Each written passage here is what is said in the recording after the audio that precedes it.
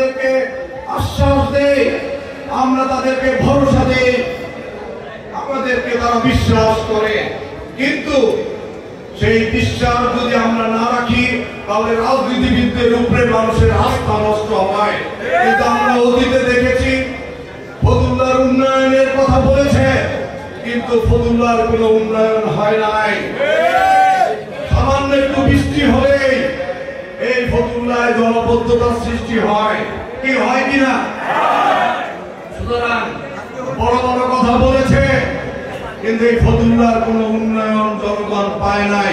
সুতরাং শুধু ভোটের সময় এসে মানুষের কাছ থেকে ভোট ভিক্ষা চাইবে আর সারা বছর খবর থাকবে না, এরকম কাউকে হয়তো আমাদের দল মনোনয়ন দিবে না।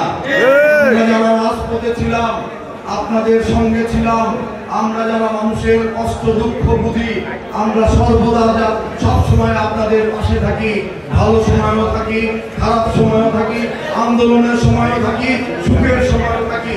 আপনারাই কিন্তু আমাদেরকে চেনেন, জানেন। দল অবশ্যই আগামী দিনে তাদেরকে মনোনয়ন দিবে যারা মানুষের সঙ্গে ছিল এবং মানুষকে যারা সাথে রেখেছিল। সুতরাং আমরা আপনাদেরকে সাথে রাখতে চাই, আমরা আপনাদের সাথে থাকতে চাই। সুতরাং সিদ্ধান্ত নেওয়ার দায়িত্ব জনাব তারেক রহমান সাহেবের, তিনি চূড়ান্ত সিদ্ধান্ত নেবেন। কিন্তু আমরা নিজেদের মধ্যে যেন কোনোভাবে বিভক্ত সৃষ্টি না হই, আমরা সকলে ঐক্যবদ্ধ থাকি। আজকে আপনাকে নমিনেশন দিলে তো আমার ভোট আপনার লাগবে, লাগবে না?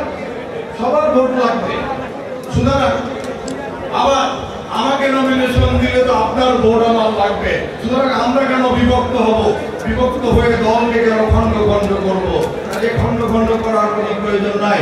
আমি বিশ্বাস করি বেশিরভাগ নেতা কর্মী শহীদুল ইসলাম টিটু এবং অ্যাডভোকেট বারী ভূঁইয়ার নেতৃত্বে ঐক্যবদ্ধ রয়েছে, এবং যারা এখনো ঐক্যবদ্ধ নন, যারা এখনো এখানে আসেন নাই, যারা এখনো বিভ্রান্তির মধ্যে রয়েছেন, যাদের উপরে এখনো শকুনের চোখ রয়ে গেছে, বারী ভাই বলেছে না যে আমার উপরে শকুনের চোখ পড়েছিল, যাদের উপরে এখনো সেই শকুনের চোখ রয়েছে, তারা দয়া করে সেটি সরিয়ে বারী ভাইয়ের পতাকা তলে এসে হাজির হন, শহীদুল ইসলাম টিটুর পতাকা তলে এসে হাজির হন। এই পতাকা কিন্তু তারেক রহমানের পতাকা, এই পতাকা কিন্তু দেশনেত্রী বেগম খালেদা জিয়ার পতাকা। বিএনপি কিন্তু দুই ভাগে বিভক্ত নয়। নারায়ণগঞ্জ জেলা বিএনপি কিন্তু একটাই কমিটি, যেটি তারেক রহমান দিয়েছে। থানা বিএনপি কিন্তু একটাই কমিটি, যেটি তারেক রহমান দিয়েছে। এই কমিটির নেতৃত্বে যারা ঐক্যবদ্ধ হতে এখনো কার্পণ্য করছেন, দেরি করছেন, দ্রুত চলে আসেন, সবাই আসলে ঐক্যবদ্ধ হই। আপনি নমিনেশন নেন, আমার কোনো আপত্তি নাই। যাকে নমিনেশন দেবে তার জন্য যেভাবে হাসিনাকে বিতাড়িত করার জন্য যেভাবে জীবন বাজি রেখেছি, আপনাকে বিজয়ী করার জন্য সেইভাবে এই জীবন বাজি রাখবো।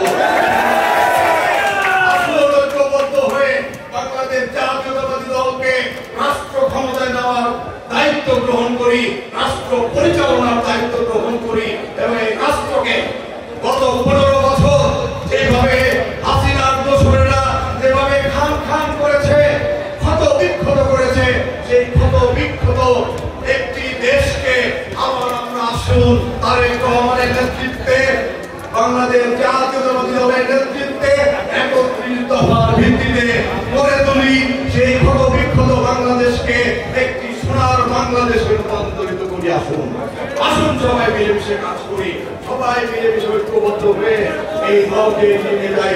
ধন্যবাদ সবাইকে। আসসালামু আলাইকুম ওয়া রাহমাতুল্লাহ। ভালো থাকবেন। আবার দেখা হবে আপনাদের সঙ্গে, আবার দেখা হবে।